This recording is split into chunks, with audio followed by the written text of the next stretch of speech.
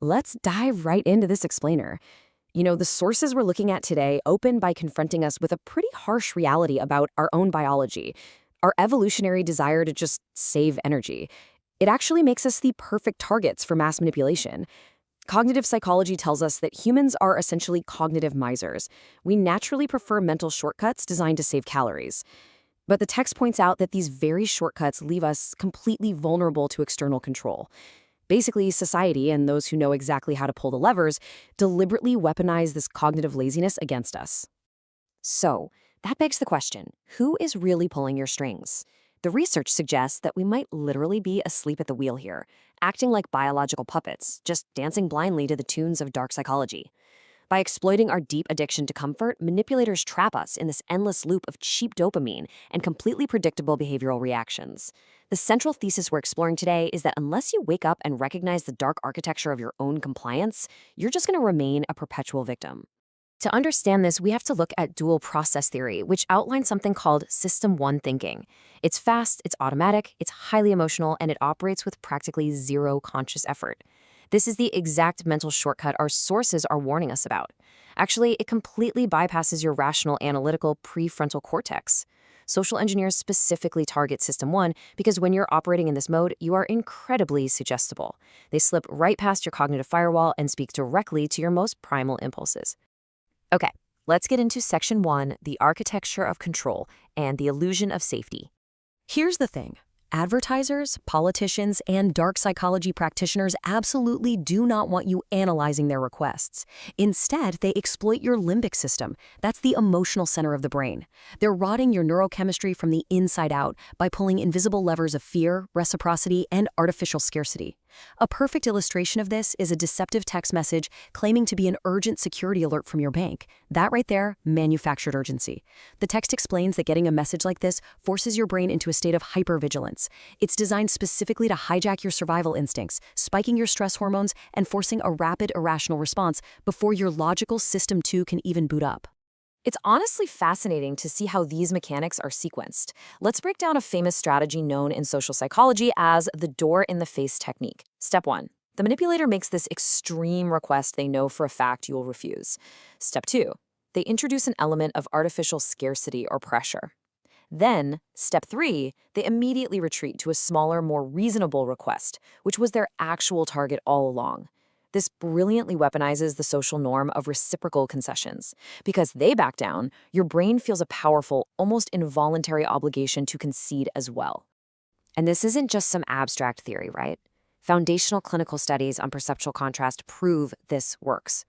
Researchers found that establishing a massive initial request creates a comparison standard or an anchor. Once that extreme anchor is set, the subsequent target request appears drastically less costly. It manipulates your relative judgment, making you think you just won a negotiation, when in reality, the sources suggest you just walked right into a carefully constructed trap. And guys, this isn't just happening in high-stakes boardroom negotiations, it is happening literally every time you order a coffee. Consider a typical cafe menu. It's a perfect example of the heuristic trap. They exploit the center stage effect because our eyes naturally gravitate to the middle of a visual array. They utilize the compromise effect by structuring sizes so you avoid the extremes and predictably just choose a medium option. Through loss aversion and familiarity bias, these everyday environments are pulling invisible levers that guide your choices without you even realizing it. But the sources detail a severe biological cost to all this compliance.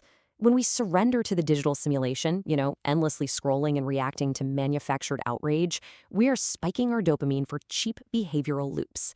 Fake urgency spikes cortisol, completely shrinking our capacity for independent thought.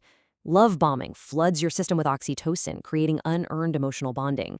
The text argues that we are actively trading our biological vitality for the illusion of safety, becoming docile cogs in a machine built solely to harvest our attention.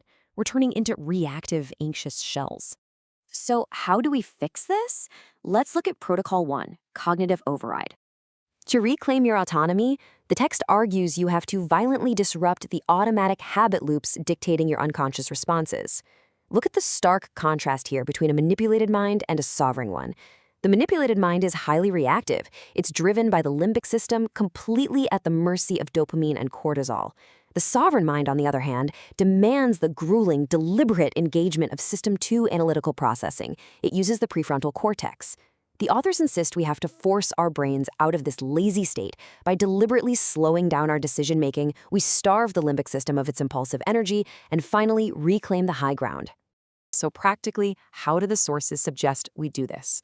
By imposing a mandatory, unbreakable neurological pause.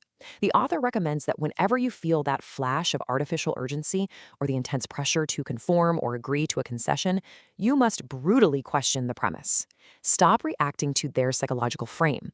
As the research points out, critical thinking absolutely requires slowing down. This pause acts as a cognitive firewall. It interrupts that automatic response and gives you back your power.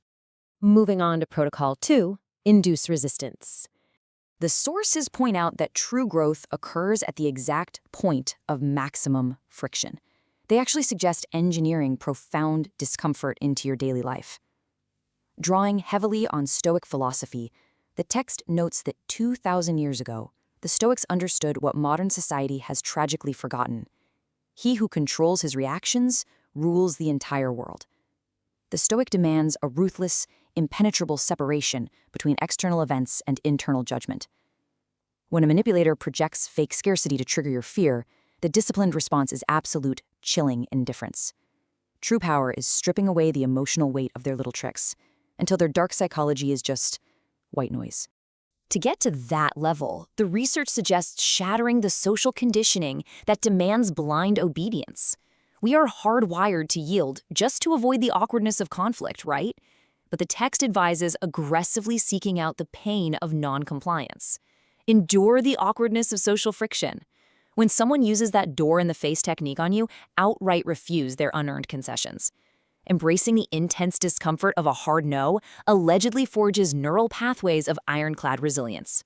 These microdoses of psychological tension act like a vaccine, inoculating your mind against coercive pressure and transforming a natural fear of judgment into an impenetrable shield. And that brings us to the final step, Protocol 3, Weaponize Empathy. Now, the source material takes a remarkably cynical view here. It describes the average person as a highly suggestible meat machine, terrified of isolation and totally paralyzed by the fear of missing out. To dominate this kind of landscape, the final protocol requires mapping their biases. The text recommends utilizing cognitive empathy to understand the core motives and fears of others with absolute chilling clarity, but doing so while remaining entirely emotionally detached from the outcome. The goal is to understand what drives them, like their need for validation or familiarity bias, without letting their emotional state infect yours. Once you've mapped their biases, the sources say you completely control the frame. You dictate the perceptual contrast. You set the anchor. As we learned from the cognitive psychology sources, the human brain evaluates stimuli based on comparative sequences, not absolute values. It is crazy how effective this psychological framing really is. By controlling the sequence of information, the author argues you can build a golden bridge right to your objective, rendering all their attempts at manipulation completely obsolete. The author concludes that applying these laws initiates a literal biological evolution within you, forging what they call an unhijackable amygdala. According to the text, this transforms you from a manipulated pawn, blindly reacting to dopamine spikes and cortisol stress responses, into a sovereign, unstoppable force of nature. It's pitched as a guaranteed way to transcend the biological shortcuts that keep the rest of society totally trapped. So, the sources leave us with a stark division. There are the programmers who understand the human operating system, and the programmed masses who are blindly controlled by it. You now possess the blueprint found within these texts. The author's directive is absolutely clear. Do not just consume this data. Weaponize it daily, because your perceived biological limits are just an illusion. The ultimate question the text leaves us with is this: will you remain a puppet, or will you break the algorithm and finally reclaim your mind?